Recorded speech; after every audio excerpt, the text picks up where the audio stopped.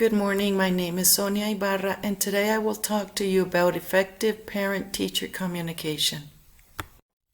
When you reach out to parents, it's important to establish a good relationship based on respect and honesty from the beginning of the year. Communication should be concise, transparent, and respectful.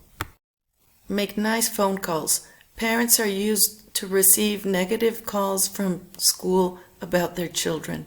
Communicate positive experiences. Call parents with good news. Carefully choose the right time to discuss concerns and generate ideas to solve any problems.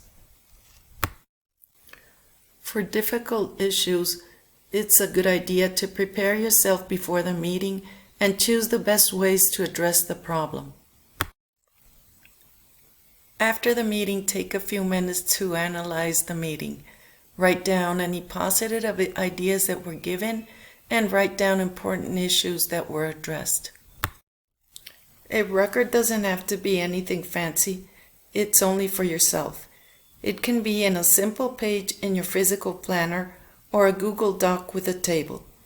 It must have the date of the communication, the method, the reason, the mood, the conclusions, and it's important to evidence everything for any future references.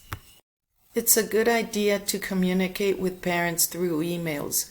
Writing an email is more personalized and a reliable way to provide private information. Parents receive the information immediately and may reply to it. Lastly, avoid surprises. Do not leave any suggestions or any learning needs for the end of the year. Be proactive. Thank you and good luck.